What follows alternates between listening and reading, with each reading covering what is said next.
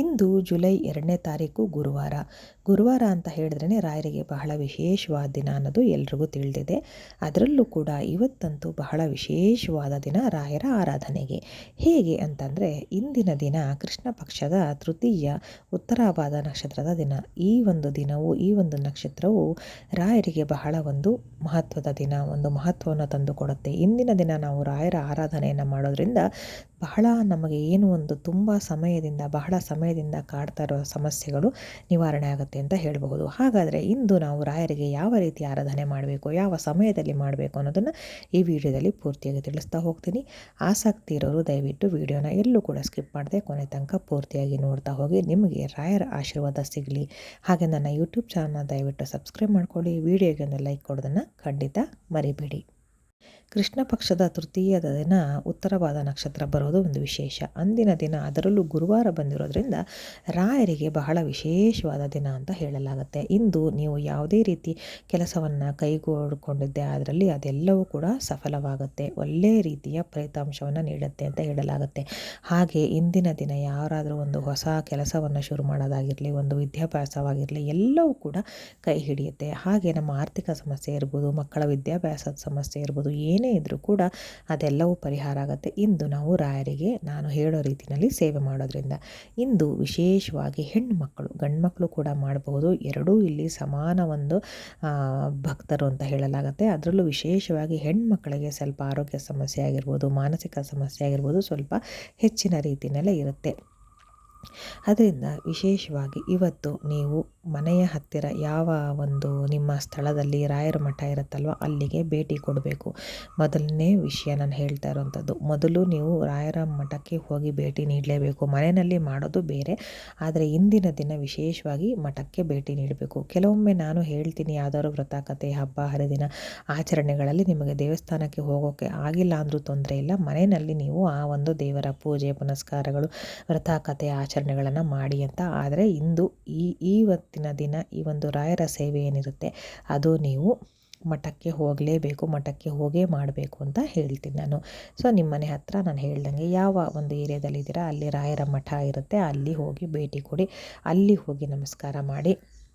ಹಾಗೆ ಮೊದಲು ನೀವು ಅಲ್ಲಿ ನಮಸ್ಕಾರ ಹೇಗೆ ಮಾಡಬೇಕಂದ್ರೆ ಪ್ರದಕ್ಷಿಣಾ ನಮಸ್ಕಾರ ಮಾಡಬೇಕು. ನೀವು 3 ಸುತ್ತು ಪ್ರದಕ್ಷಿಣೆ ಬರಬೇಕಾಗುತ್ತೆ. ದೇವಸ್ಥಾನದ ಪ್ರಾಂಗಣ ಏನಿರುತ್ತೆ ಒಳಗಡೆಗೆ ಅಲ್ಲಿ 3 ಪ್ರದಕ್ಷಿಣೆ ಬರಬೇಕಾಗುತ್ತೆ. 3 ಪ್ರದಕ್ಷಿಣೆ ಬರ್ತಾ ಸುಮ್ಮನೆ ಏನೇನೋ ಯೋಚನೆ ಮಾಡ್ಕೊಂಡು ಬರೋದು, ನಮ್ಮ ಕಷ್ಟವನ್ನೇ ನೆನೆಯೋದು ಅಥವಾ ಬೇರೆಲ್ಲೋ ಮನಸ್ಸನ್ನು ಒಂದು ಚಂಚಲವಾಗಿ ಬಿಡೋದು ಖಂಡಿತ ಮಾಡಬಾರ್ದು. ನೀವು ರಾಯರ ಶ್ಲೋಕ, ಒಂದು ಬಹಳ ಮಹತ್ವವಾದ ಶ್ಲೋಕವಿದೆಯಲ್ಲ ಅದನ್ನು ಹೇಳಬೇಕು. ಅದು ಯಾವ ಶ್ಲೋಕ ಅಂದರೆ ಸಾಮಾನ್ಯವಾಗಿ ಎಲ್ರಿಗೂ ಗೊತ್ತೇ ಇರುತ್ತೆ. ಪೂಜ್ಯಾಯ ರಾಘವೇಂದ್ರಾಯ ಸತ್ಯಧರ್ಮರಥಾಯ ಚ ಭಜತಾಂ ಕಲ್ಪವೃಕ್ಷಾಯ ನಮತಾಂ ಕಾಮಧೇನವೇ. ಈ ಒಂದು ಶ್ಲೋಕವನ್ನು 108 ಬಾರಿ ಹೇಳಬೇಕು. ಅದು ಕೂಡ 3 ಪ್ರದಕ್ಷಿಣೆಯಲ್ಲಿ ಅದು ಮುಗಿಬೇಕು, ನೆನ್ಪಿಟ್ಕೊಳ್ಳಿ. ಅಕಸ್ಮಾತ್ ನಿಮಗೆ ಲೆಕ್ಕ ತಪ್ಪಿತು ಅಥವಾ 108 ಬಾರಿ ಹೇಳೋಕ್ಕೆ ಆಗಲಿಲ್ಲ ಅಂತಂದರೆ ಪ್ರದಕ್ಷಿಣೆ ಬಂದು ಆಮೇಲೆ ನೀವು ನಮಸ್ಕಾರ ಮಾಡ್ತಿರಲ್ಲ, 3 ಪ್ರದಕ್ಷಿಣೆ ಹಾಕಿ ಬಂದು ಮತ್ತೆ ರಾಯರ ಮುಂದೆ ನಿಂತ್ಕೊಂಡು ನೀವು 3 ಪ್ರದಕ್ಷಿಣೆ ಹಾಕಿ ನಮಸ್ಕಾರ ಮಾಡ್ತೀರ ಅಲ್ವಾ, ಆ ನಮಸ್ಕಾರ ಮಾಡೋಕ್ಕೂ ಮೊದಲೇ 108 ಬಾರಿ ಪಠನೆ ಮಾಡಿ ಆ ನಂತರ ಪ್ರದಕ್ಷಿಣೆ ಹಾಕಿ ನಮಸ್ಕಾರ ಮಾಡ್ಕೊಳ್ಳಿ. ಇದು ಮೊದಲನೇ ವಿಷಯ. ಇನ್ನೊಂದು ಅಂತ ಹೇಳಿದ್ರೆ, ಇವತ್ತು ರಾಯರ ಸನ್ನಿಧಾನಕ್ಕೆ, ರಾಯರ ಮಠಕ್ಕೆ ಹೋಗುವಾಗ ನೀವೇನಾದರೂ ಎಳನೀರು, ಈ ರೀತಿ ಹಣ್ಣುಗಳು ಏನಾದರೂ ಒಂದು ತೆಗೆದುಕೊಂಡು ಹೋಗಿ. ತುಂಬಾ ಒಳ್ಳೆಯದು, ಒಂದು ಶುಭ ಫಲವನ್ನೇ ನೀವು ರಿಸೀವ್ ಮಾಡ್ಕೊಂಡು ಬರ್ತೀರಾ ಅಂತ ಹೇಳ್ಬೋದು. ಒಂದು ಒಳ್ಳೆಯದನ್ನು ತೊಗೊಂಡು ಬರ್ತೀರಾ ಅಂತಲೇ ಹೇಳ್ಬೋದು. ಒಂದು ಒಳ್ಳೆಯ ಎನರ್ಜಿ ಆಗಿರ್ಬೋದು ಅಥವಾ ಒಂದು ಒಳ್ಳೆಯ ಒಂದು ಶಕ್ತಿ ಆಗಿರ್ಬೋದು, ಅದನ್ನೇ ತೊಗೊಂಡು ಬರ್ತೀರಾ. ಎಳ್ನೀರು ಅಥವಾ ಈಗ ಇದು ಹಲಸಿನ ಹಣ್ಣಿನ ಕಾಲ, ಹಲಸಿನ ಹಣ್ಣು ಇವೆಲ್ಲ ರಾಯರಿಗೆ ಬಹಳ ಪ್ರೀತಿ. ನೀವು ಎಳನೀರು ಅಥವಾ ಹಲಸಿನ ಹಣ್ಣು, ತೆಂಗಿನಕಾಯಿ, ಹಣ್ಣುಗಳು ಈ ರೀತಿ ಪದಾರ್ಥಗಳನ್ನು ತಗೊಂಡೋಗಿ ರಾಯರ ಮಠಕ್ಕೆ ನೀಡಿ ಅಲ್ಲಿ ಪೂಜೆ ಮಾಡುವಂಥ ಪುರೋಹಿತರು ಅಥವಾ ಅವರ ಕುಟುಂಬದವರು ಈ ಒಂದು ಫಲವನ್ನು ರಾಯರಿಗೆ ಸಮರ್ಪಿಸಿ ಆನಂತರ ಅವರು ತೃಪ್ತಿಯಿಂದ ತಿಂತಾರಲ್ವ, ಅದು ನಿಮ್ಮ ಸಕಲ ಸಂಕಷ್ಟಗಳನ್ನ ನಿವಾರಣೆ ಮಾಡಿ ಆನಂತರ ನಿಮಗೆ ಒಳ್ಳೆಯದನ್ನು ಮಾಡಿಕೊಡತ್ತೆ. ಇದು ಖಂಡಿತವಾಗ್ಲೂ ಹೌದು. ಇವತ್ತು ಅಂತಲ್ಲ ಅಥವಾ ರಾಯರಿಗೆ ಅಂತಲ್ಲ, ನೀವು ಗುರುಗಳನ್ನು ನೋಡೋಕ್ಕೆ ಹೋಗುವಾಗ ಈ ರೀತಿ ಫಲಗಳನ್ನು ತಗೊಂಡು ಹೋಗಬೇಕು. ತುಂಬು ಫಲ ಅಂತ ಹೇಳ್ತಾರೆ, ತೆಂಗಿನಕಾಯಿ, ಹಲಸಿನ ಹಣ್ಣು, ಎಳನೀರು ಇವುಗಳನ್ನೆಲ್ಲ ನೀವು ಗುರುಗಳ ಸನ್ನಿಧಾನಕ್ಕೆ ಇರ್ಬೋದು ಅಥವಾ ಗುರುಗಳನ್ನು ಅಂದರೆ ನಿಮ್ಮ ಕುಟುಂಬದ ಗುರುಗಳಿರ್ತಾರಲ್ವ, ನಿಮ್ಮ ಒಂದು ಕುಟುಂಬಕ್ಕೆ ಕುಟುಂಬಕ್ಕೆ ಅಥವಾ ನಿಮ್ಮ ತಲೆಮಾರಿಗೆ ಒಬ್ಬರು ಗುರುಗಳು ಅಂತಿರ್ತಾರೆ, ಅವರುಗಳನ್ನು ಭೇಟಿ ಮಾಡುವಾಗ ಅಥವಾ ಅವ್ರ ದರ್ಶನಕ್ಕೆ ಹೋದಾಗ ನೀವು ಈ ರೀತಿ ಫಲಗಳನ್ನು ತಗೊಂಡೋದ್ರೆ ಒಂದು ಶುಭ ವಾರ್ತೆ ಅಥವಾ ಶುಭ ಸುದ್ದಿ ಅಥವಾ ಶುಭ ಸಮಯವನ್ನೇ ನೀವು ತಗೊಂಡು ಬರ್ತೀರಾ ಅಂತ ಹೇಳಲಾಗತ್ತೆ. ಇವೆರಡು. ಇನ್ನೂ ಒಂದು ಮುಖ್ಯವಾದ್ದು ಅಂತ ಹೇಳಿದ್ರೆ ಬೆಲ್ಲದ ಆರತಿಯನ್ನು ಮಾಡಬೇಕಾಗತ್ತೆ. ತುಪ್ಪದ ಬೆಲ್ಲದ ಆರತಿಯನ್ನು ಮಾಡಬೇಕಾಗತ್ತೆ. ಹೇಗಪ್ಪ ಮಾಡಬೇಕು ಅಂತಂದರೆ, ಅಚ್ಚು ಬೆಲ್ಲ ತೊಗೊಂಡೋಗಿ, ಅಚ್ಚು ಬೆಲ್ಲ, ಉಂಡೆ ಬೆಲ್ಲ ಬೇಡ, ಅಚ್ಚು ಬೆಲ್ಲವನ್ನು ತೊಗೊಂಡು ಹೋಗಿ ಅದರಲ್ಲಿ ತುಪ್ಪವನ್ನೇ ಹಾಕಬೇಕಾಗತ್ತೆ. ನೆನ್ಪಿಟ್ಕೊಳ್ಳಿ, ತುಪ್ಪವನ್ನೇ ಹಾಕಿ ಯಾವುದೇ ರೀತಿ ಎಣ್ಣೆಯನ್ನು ಕೂಡ ಹಾಕಬಾರ್ದು. ಯಾವುದೇ ಎಣ್ಣೆ ಆಗಿರಲಿ, ಎಷ್ಟೇ ಶ್ರೇಷ್ಠವಾದ ಎಣ್ಣೆ ಆಗಿರಲಿ ಅದನ್ನು ಹಾಕಬಾರ್ದು. ತುಪ್ಪವನ್ನೇ ಹಾಕಬೇಕಾಗತ್ತೆ. ಅಚ್ಚು ಬೆಲ್ಲದಲ್ಲಿ ನೀವು ತುಪ್ಪವನ್ನು ಹಾಕಿ ಜೋಡಿ ಬತ್ತಿ, ಯಾವತ್ತೂ ಒಂಟಿ ಬತ್ತಿ ಹಚ್ಚಬಾರ್ದು. ಇನ್ನು 4, 5 ಹೀಗೆಲ್ಲ ಹಾಕ್ತಾರೆ. ಆದರೆ ಇವತ್ತು ಜೋಡಿ ಬತ್ತಿಯನ್ನು ಹಾಕಿ ನೀವು ಆರತಿಯನ್ನು ಬೆಳಗಬೇಕಾಗತ್ತೆ ರಾಯರಿಗೆ. ನಿಮ್ಮ ಸಂಕಲ್ಪ ಏನಿದೆ ಅಲ್ವಾ, ಅದನ್ನು ಬೇಡ್ಕೊಳ್ಳಿ. ರಾಯರೇ, ಇಂಥದ್ದು ಒಳ್ಳೆಯದಾಗಬೇಕು, ನನ್ನ ಮಕ್ಕಳು ವಿದ್ಯಾಭ್ಯಾಸದಲ್ಲಿ ಮುಂದೆ ಬರಬೇಕು, ನನ್ನ ಯಜಮಾನರಿಗೆ ಒಳ್ಳೆಯ ಆಯಸ್ಸು ಆರೋಗ್ಯ ಕೊಡಬೇಕು, ನಮ್ಮ ಕುಟುಂಬದವರು ಚೆನ್ನಾಗಿರಬೇಕು, ನಮ್ಮನೆ ಸಾಲದ ಸಮಸ್ಯೆ, ಆರ್ಥಿಕ ಸಮಸ್ಯೆ ಎಲ್ಲವೂ ನಿವಾರಣೆ ಆಗಬೇಕು, ನಿಮಗೆ ಆರೋಗ್ಯವನ್ನು ಕೇಳ್ಕೊಳ್ಳಿ, ಮನಸ್ಸಿಗೆ ನೆಮ್ಮದಿಯನ್ನು ಕೇಳ್ಕೊಳ್ಳಿ, ಅಥವಾ ಇನ್ಯಾವುದಾದ್ರು ನಿಮಗೆ ವೈಯಕ್ತಿಕವಾಗಿ ಕಾಡ್ತಾ ಇರೋಂಥ ಸಮಸ್ಯೆಯನ್ನು ಬೇಡ್ಕೊಂಡು ಅದು ಪರಿಹಾರ ಮಾಡಿಕೊಡಿ ರಾಯರೇ, ನಿಮ್ಮ ಬಳಿ ಬಂದಿದ್ದೀನಿ, ನಿಮ್ಮ ಪಾದಕ್ಕೆ ಬಂದಿದ್ದೀನಿ, ನಿಮಗೆ ಶರಣಾಗಿದ್ದೀನಿ ಅಂತ ಬೇಡಿಕೊಂಡು ಬೆಲ್ಲದ ಆರತಿಯನ್ನು ಮಾಡಿ. ತುಂಬ ಅಂದರೆ ತುಂಬ ಒಳ್ಳೆಯದು. ಹಾಗೆ ರಾಯರಿಗೂ ಕೂಡ ಬೆಲ್ಲವನ್ನು ಕೊಡೋದ್ರಿಂದ ಅದು ಕೂಡ ತುಂಬಾ ಒಳ್ಳೆಯದು.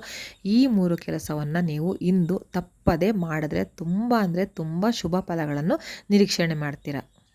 ಇನ್ನು ಮಕ್ಕಳನ್ನು ಸಹ ಮಠಕ್ಕೆ ಕರ್ಕೊಂಡು ಹೋಗಿ ಅಕಸ್ಮಾತ್ ಅವ್ರಿಗೆ ಬರೋದಕ್ಕೆ ಆಗಲಿಲ್ಲ ಅಂತ ಹೇಳಿದ್ರೆ ಮನೆಯಲ್ಲೇ ಕೂತು ನಾನೇನು ಪೂಜ್ಯ ರಾಘವೇಂದ್ರ ಶ್ಲೋಕವನ್ನು ಹೇಳಿದೆ ಅದನ್ನು 11 ಬಾರಿಯಾದರೂ ಬರೆಸಿ. ಕನಿಷ್ಠ ಪಕ್ಷ 11 ಬಾರಿಯಾದರೂ ಅವರು ಈ ಒಂದು ಶ್ಲೋಕವನ್ನು ಬರೆಯೋದಕ್ಕೆ ಹೇಳಿ. ಹಾಗೆ ಒಂದು 11 ಬಾರಿಯಾದರೂ ಪಠನೆಯನ್ನು ಮಾಡೋದಕ್ಕೆ ಹೇಳಿ. ಅವರು ವಿದ್ಯಾಭ್ಯಾಸದಲ್ಲಿ ಪ್ರಗತಿಯನ್ನು ಹೊಂದ್ತಾರೆ, ಒಳ್ಳೆಯ ಗುಣವನ್ನು ಪಡ್ಕೊಳ್ತಾರೆ, ಒಳ್ಳೆಯ ಆರೋಗ್ಯವನ್ನು ಪಡ್ಕೊಳ್ತಾರೆ. ಹಾಗೆ ಒಂದು ಬುದ್ಧಿ ಕೂಡ ಬಹಳ ಚುರುಕಾಗತ್ತೆ, ಒಳ್ಳೆಯ ಗುಣಗಳನ್ನು ಇಟ್ಕೊಂಡು ಬೆಳೀತಾರೆ ಅಂತ ಹೇಳ್ಬೋದು. ಹಾಗೆ ಇವತ್ತಿನ ಒಂದು ಒಳ್ಳೆಯ ದಿನವನ್ನು ಈ ರೀತಿ ಸದ್ವಿನಿಯೋಗ ಮಾಡ್ಕೊಳ್ಳಿ. ಮನೆಯಲ್ಲೂ ಕೂಡ ನೀವು ರಸಾಯನವನ್ನು ತಯಾರು ಮಾಡಿ ರಾಯರಿಗೆ ಇಲ್ಲಿಂದನೇ ನೀವು ಒಂದು ನೈವೇದ್ಯವನ್ನು ಮಾಡಿ ನೀವು ಅದನ್ನು ಎಲ್ಲರಿಗೂ ಪ್ರಸಾದದ ರೀತಿಯಲ್ಲಿ ಹಂಚಿ ನೀವು ಕೂಡ ತೆಗೆದುಕೊಳ್ಳಿ.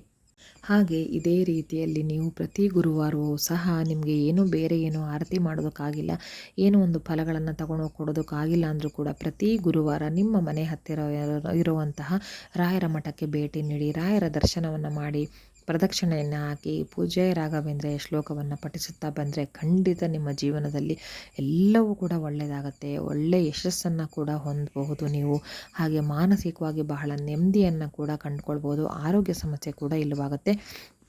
ವಿಶೇಷವಾಗಿ ರಾಯರ ಬಳಿ ಇನ್ನೊಂದು ವಿಶೇಷವಾದ ಶಕ್ತಿ ಇದೆ. ಅದೇನು ಅಂತ ಹೇಳೋದಾದರೆ, ಈ ಮಾಠ ಮಂತ್ರಗಳು, ಹಾಗೆ ಯಾರೋ ಏನೋ ಮಾಡಿಸಿದ್ದಾರೆ, ಈ ಕೃತ್ರಿಮ ದೋಷ ಅಂತ ಹೇಳ್ತಾರೆ, ಅದೆಲ್ಲವೂ ಯಾರಾದರೂ ಮಾಡಿ ಅದರಿಂದ ಬಳಲ್ತಾ ಇರ್ತಾರೆ. ಅದು ನೋಡೋದಕ್ಕೆ ಗೊತ್ತಾಗಲ್ಲ, ಅವ್ರಿಗೆ ಮಾತ್ರ ಅದು ಅನುಭವಿಸ್ತಾ ಇರ್ತಾರೆ. ಏನೋ ಒಂಥರ ಕಿರಿಕಿರಿ, ಏನೋ ಒಂಥರ ಮಾನಸಿಕ ವ್ಯಥೆ ಈ ರೀತಿ ಆಗ್ತಾ ಇರುತ್ತೆ. ಆರೋಗ್ಯ ಸಮಸ್ಯೆ ಯಾವಾಗಲೂ ಇರುತ್ತೆ, ಏನೋ ಒಂಥರ ಒದ್ದಾಡ್ತಾ ಇರ್ತಾರೆ. ಇದೆಲ್ಲವೂ ಕೂಡ ನೀವು ರಾಯರಿಗೆ ನಡ್ಕೊಳ್ತಾ ಬಂದರೆ ಖಂಡಿತವಾಗ್ಲೂ ಅವರು ಅದರಿಂದ ಪಾರಾಗ್ಬೋದು. ನೀವು ಮಾಡಿ ನೋಡಿ, ನಿಮಗೆ ಗೊತ್ತಾಗುತ್ತೆ. ಅದಕ್ಕೆ ಹೇಳೋದು ರಾಯರಿದ್ದಾರೆ ಅಂತ. ನಿಜಕ್ಕೂ ರಾಯರಿದ್ದಾರೆ.